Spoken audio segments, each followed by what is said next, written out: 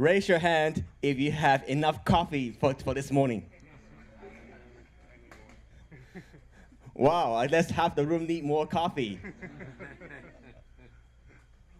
Well, it's kind of hard to wake up and be excited about the job that you're working for.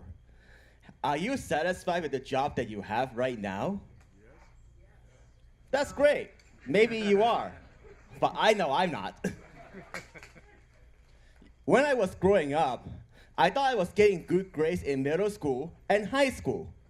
Then I got accepted into UC Berkeley to study for civil engineering. But it didn't take long for me to get my first D in my life. First D. I was wondering to myself, what are my options? Should I switch majors? Should I drop out of school? Is there something else I could do in my life? Then, one day, I saw a poster for a school talent show at UC Berkeley Clark Kerr dormitories. I figured I had nothing to lose, so why not? So I sang one of my favorite songs, She Bangs, by Ricky Martin. I had no expectations, but to my great surprise, I won. The grand prize was a DVD player. Then, one evening, I heard on Fox News that American Idol auditions would be coming over to San Francisco. I knew I wanted to audition, but I couldn't tell anyone, especially my Asian parents.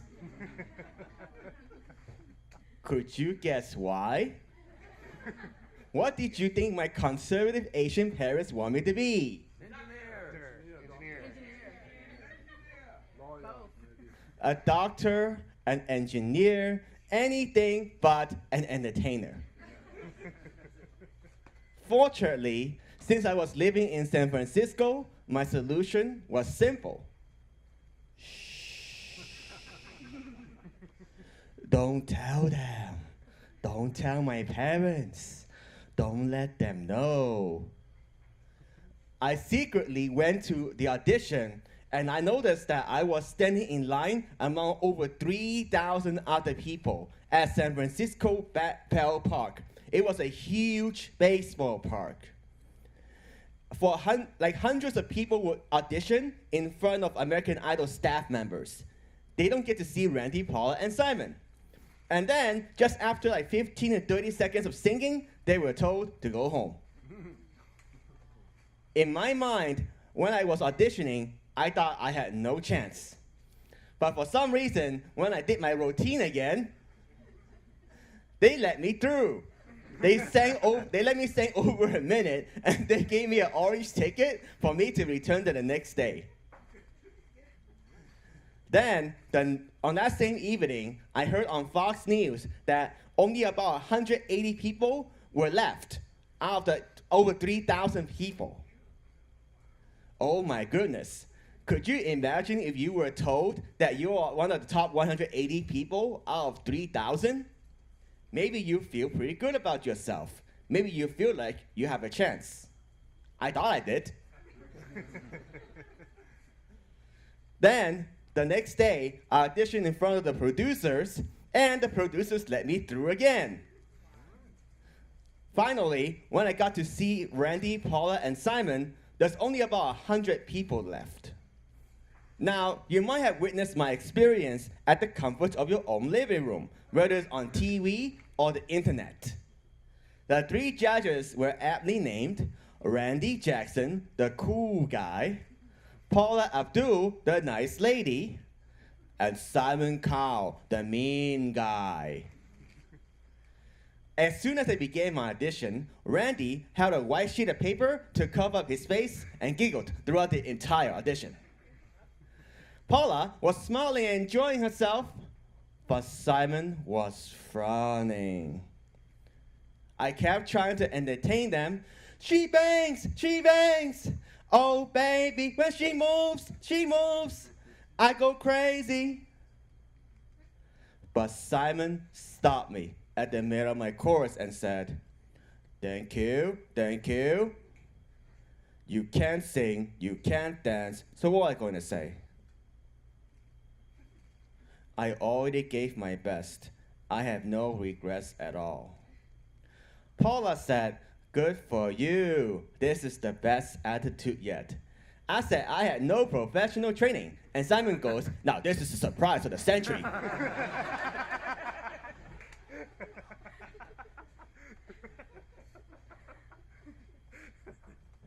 Seriously though, I wasn't too upset about my audition because I had no expectations to begin with. I just walked out of the audition room and thought that my life would return to normal.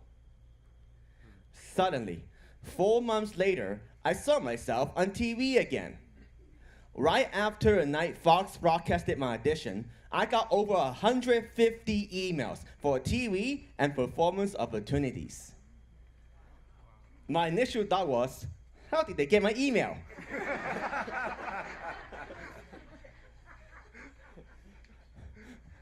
Unfortunately, on that same night, I was verbally assassinated by the media worldwide. William Hung is the worst singer ever. William Hung portrays the biggest Asian stereotypes. Go back to school. Rumors, ridicule, rejection. If the whole world wants to make you feel like a loser, what would you do? I decided to seek advice from one of my pastors from Bible studies. He said to me, William, it's okay. Let the notoriety die down and finish school. Don't make things worse. Me? Making things worse? How? This mental wall, the wall of shame, was the most difficult barrier for me to overcome. After doing some performances and interviews, the media would always ask me questions like, do you believe you are actually good? Were you serious about your American Idol auditions? Then, one day, I was invited to perform at a UC Berkeley's men's volleyball game.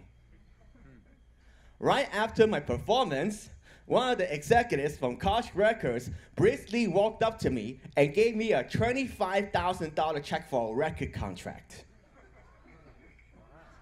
Could you believe it? Now I know what you're thinking. How hard can this be? Take the money, fool! For me, it wasn't easy at all.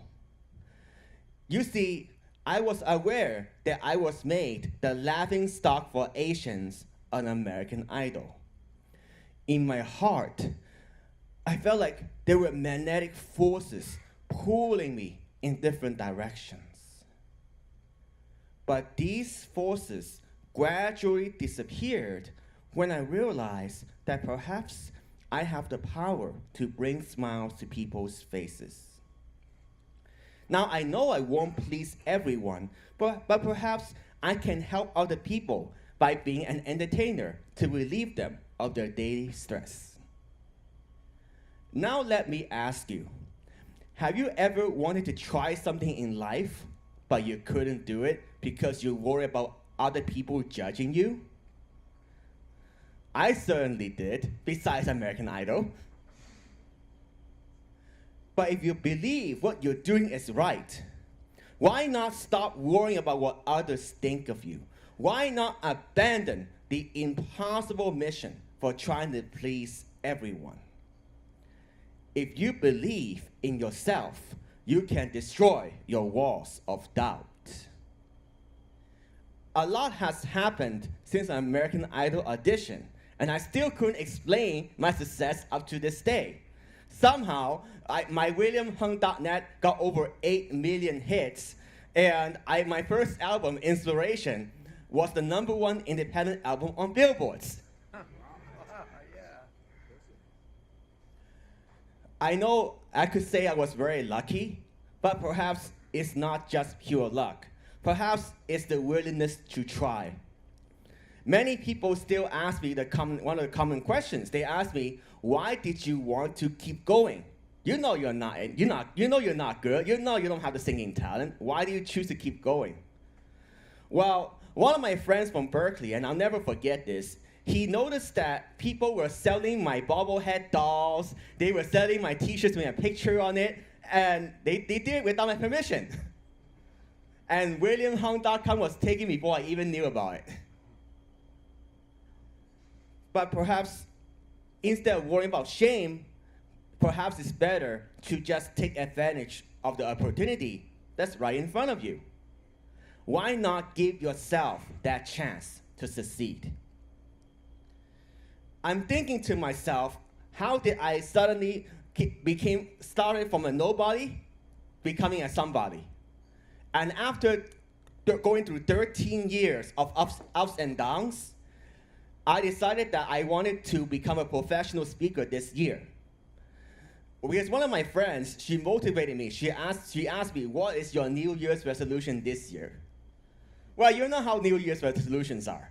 Most people have a hard time keeping them, including myself. But this year, I felt something different. I felt that I wanted to make a difference to the world. It's not just about money, it's about making a difference for the communities. And one thing I learned about professional speaking is that it's not as easy as people say. Some of my friends, they ask me, it's like, why are you still working for LA County? Why do you still have your day job? And why is it so hard to get out there and become the next Asian Tony Robbins? Well, the truth is, we all have to start from obscurity to prosperity. It's a long journey. And if you don't take that first step to get there, you never get there. And the first step for me to even get there is for people to know me as a speaker. Now, I'm sure you all have different businesses, whether it's life coaching, financial advising, selling real estate, but we all have to start from being known to other people first. Because otherwise, how are you going to sell yourself to people that you want to sell to? And it took me, I took a lot of work from my friends and myself to even explore those possibilities. And finally, I decided that, for example, I need to update my website, I need to rebrand myself. But the most important thing, and you won't believe this, is that my friends and I had to send over 1,100 emails before I find my next speaking gig all the way in Michigan. That's the truth. Are you willing to do that kind of hard work to find your next prospect or your next client? I think that's probably the number one reason why some of my friends, they can't succeed as professional speakers. Because I think that they are great speakers. They're probably better speakers than I am. But they may reach out to 3 people, 10 people, 100 people, and then all of them say no to them, and then they give up. It's kind of like my dating life too. You see, I'm supposed to be the she bangs guy. I'm supposed to have all the girls lining up the door, but it didn't work out that way. I went through 2 difficult marriages that didn't work out in my favor, and I'm still single and ready to mingle. Feel free to use that one. But it's the same thing, because this year I feel that I'm not trying hard enough. I only shot my Cupid arrows at a few girls that I liked, and they said, William, you're a nice guy, but I only want to be your friend. But maybe I didn't shoot enough of these Cupid arrows. Maybe I need to shoot over 1,000 to find the next right girl. But it's the same thing in business. You just gotta keep trying until you succeed. Now, with that in mind, before I close my presentation, what questions do you have for me?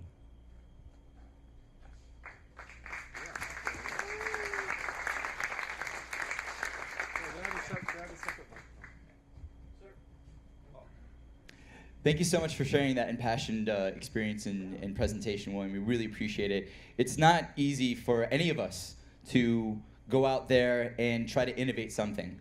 Whether you work in the service industry or actually trying to create a business, a startup, an app, or whatever the case may be, you do have to take a particular level of risk. And your tenacity, your just like, F it, just do it mentality is actually pretty impressive. I think that's amazing. So many people judge themselves so harshly, and then also really receive and feel the judgments of others and think that they cannot do it.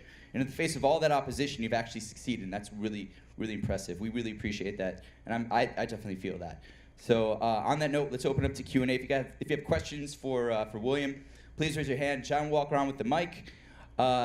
Do not, if your statement doesn't end with a question mark, save it for offline. I'm sure he's gonna be hanging out with us for a little bit so you can share stories. But yeah, if you have a question now, raise your hand.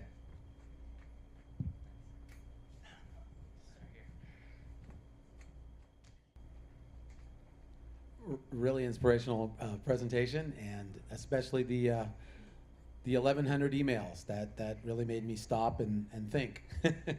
What a level of success, or do you have a goal in mind of what it would take for you to give up your day job?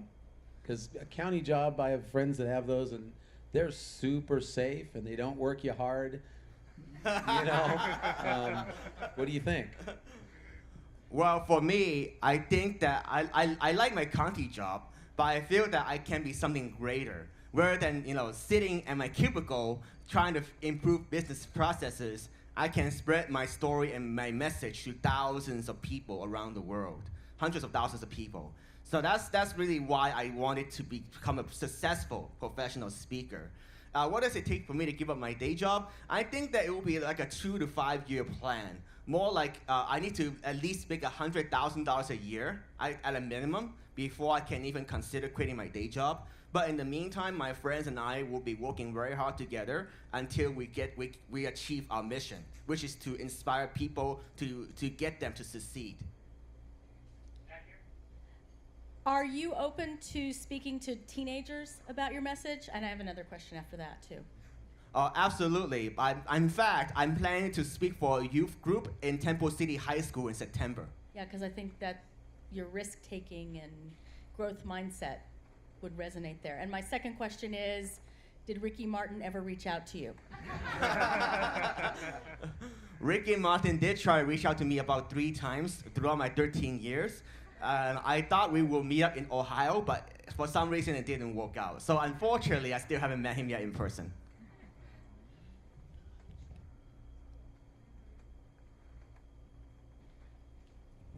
Great talk, William. Actually, I had a question that you touched on earlier. It was about your parents and kind of what they thought. How have they been on this journey with you?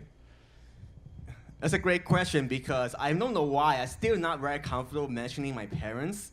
Because my parents, they're supportive, but I don't feel they're totally on board after 13 years.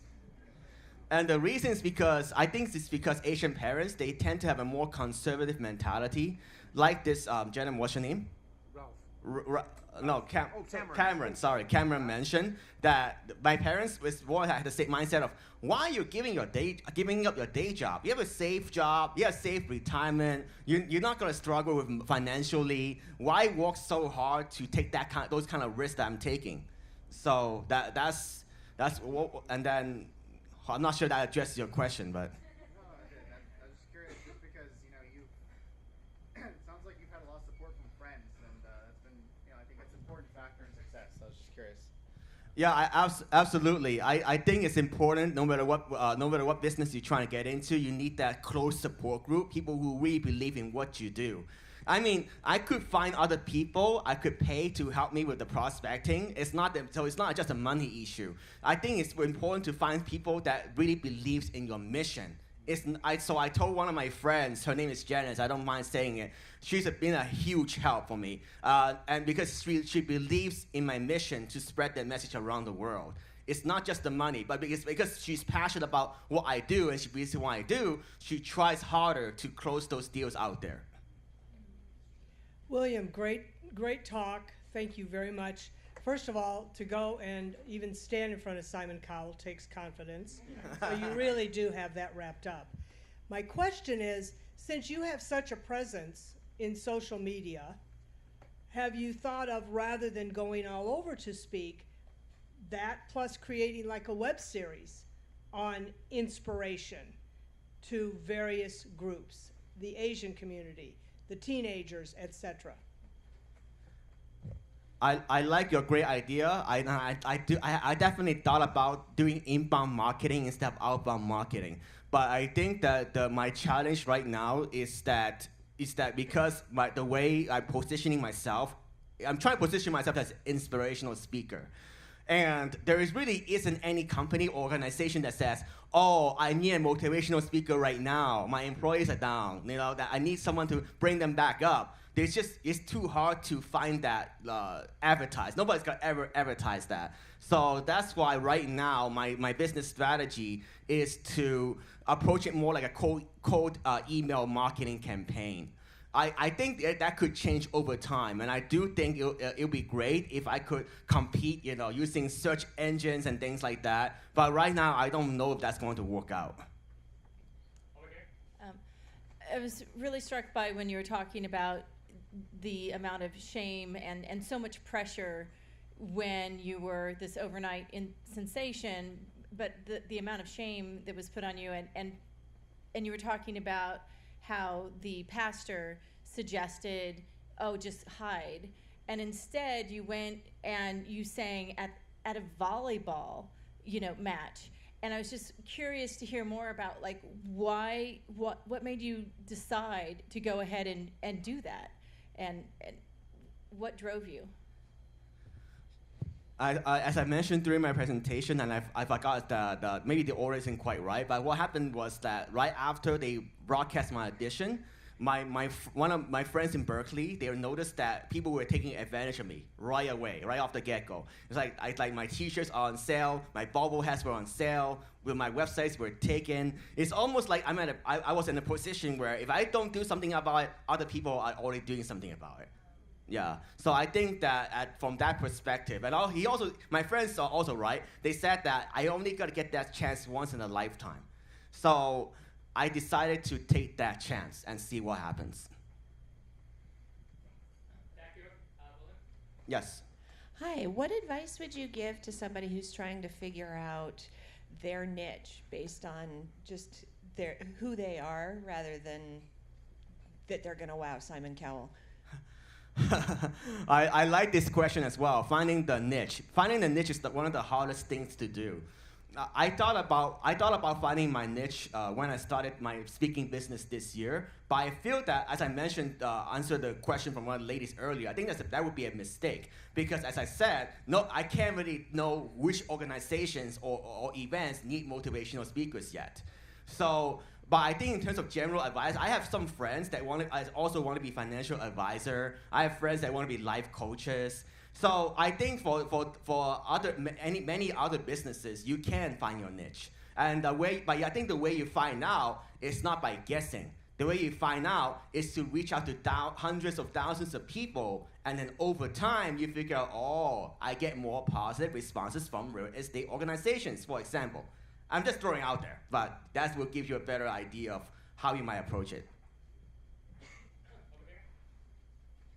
Have you ever seen a hypnotherapist or a professional who specializes in shifting your conscious intentions to a deeper level of mental mindset? Hypnotherapy? I don't know if I want to fall asleep on stage right now. But I did get suggestions for different kinds of life coaching. I heard anything ranging from landmark forums to one-on-one mental health life coach consulting. I feel that I could benefit from some kind of life coaching, but I don't know if I want to actively pursue it because I think I have a clear direction in terms of where I want to go. It just needs some time to get there. Have you ever thought about starting a YouTube channel? I actually do have a YouTube channel already, but it's not very active yet. The reason I say that is because I do have my name, I have my YouTube channel, and I have my small collection of videos. But the videos, the way I'm using it right now is I'm using it primarily for like speaking clips and testimonials, like video testimonials on williamhung.net. And the purpose for what I'm doing is to get hired by other companies and organizations. So I think in terms of like having an active YouTube channel, generating hundreds of thousands of subscribers, I don't have that yet. Thank you for sharing. I think that message you have about failing and getting back up again, and that tenacity is great.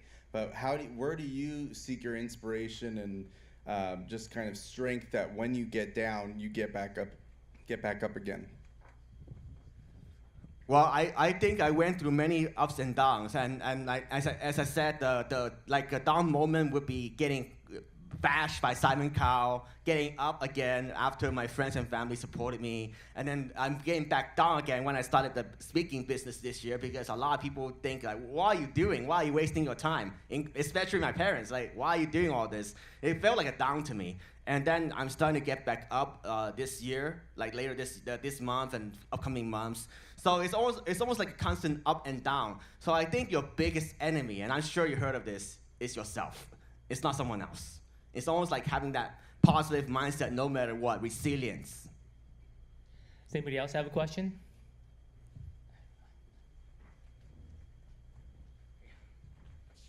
Hi, William. How are you? Good. You know, you are inspiring, and it seems as if you have an amazing gift to give, and it's being true to yourself in the face of what other people may think about you. So what is something you say to yourself at a decision point where you have to make that choice of being true to yourself and perhaps being the object of ridicule? Well, that's the hard part, and I'm not really sure how I could answer it, because I don't have a perfect answer in my heart either. Because like I said, there were a lot of people that supported me, but there's also a lot of people that feel like, why are you doing all this? You shouldn't be doing this. You should just get out of there, get out of the space, get out of public space. So I think it's more comes down to what you feel in your heart, and you do what you feel is right. Because I think the best way to answer this question is, would you have regretted it if you didn't make that decision? Would you have? Because it could be wrong. For example, a lot of the things I did throughout my entertainment career, I know it's not optimal. I know some of the decisions there I could have improved. If I would have done it differently, I would have definitely made a different decision. But sometimes you have to just stay in the moment, at the present, and ask yourself, are you happy with the decisions you're making right now, at this point? Because and you just go with that. Because if you don't go with that, what else are you going with? Oh, hey, William. It's funny, I saw you on TV 16 years ago, and now you're on the stage. But you've been really inspirational. Like, I've been kind of using you as a kind of motivation talk to some of my friends too.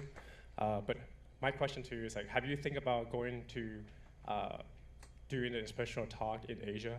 Because I think you're more inspiration to that area, I guess. I definitely performed in Hong Kong and Singapore before, back in 2005 and 2006. In fact, I actually shot a movie called Where is Mama's Boy? And now you can find it in the local library for free. So I was playing the son, and one of the Hong Kong actress was playing the mom. Yeah, so I would definitely do it again, because not only I shot a movie over there in Asia, but I performed there in Singapore, Malaysia as well. So it would be great if I can get my speak over there. I'm actually negotiating with one of the organizers in Singapore, but I don't know if he's willing to fly me halfway around the world. Any more questions? I know you have a lot of plans for talking to businesses and other entrepreneurial organizations. My question is, would you be interested and open to considering speaking to musicians? Because there are so many talented ones, but if they had even a fraction of the tenacity that you show in this speech and what you've done in the past decades, there'd be a lot more professional musicians succeeding. I would definitely consider all the opportunities equally right now because, like I said, I don't think I found my niche yet. It's way too early to say what my niche is. In fact, I'm about to close a deal to speak for Marine Mammal Life all the way in Marina del Rey in October. When I spoke to the director from their nonprofit organization for the gala, I was wondering to myself, really? Marine Mammal Life, and you want me to do my shebangs thing for you? But, sometimes in life, you have to keep an open mind. And that goes for networking and business as well. Because just sometimes my initial impression your initial impression could be negative. It's like, wow, how are you going to work with that person? How could that person benefit you? But sometimes you give them a few minutes, you listen to their story, and you find out what their needs are before you say yes or no to them. So yeah, I'll definitely consider. Thanks, William. That's a very inspirational talk. One quick question.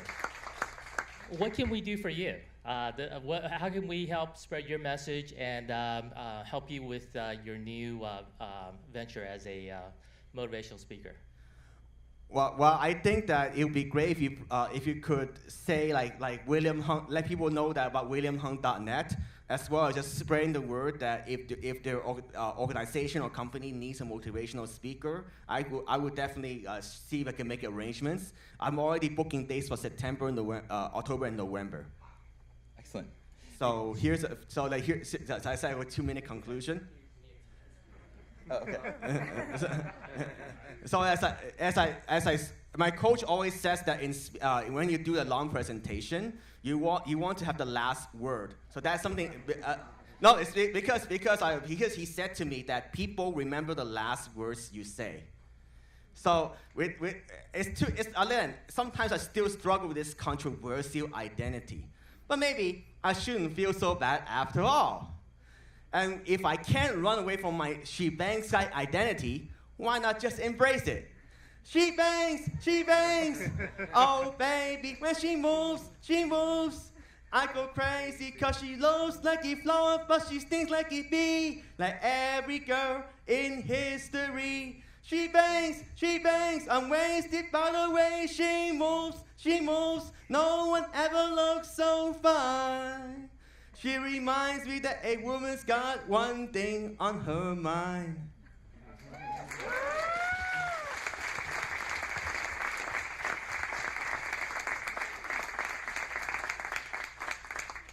Believe in yourself, believe in what you do, and become one of a kind.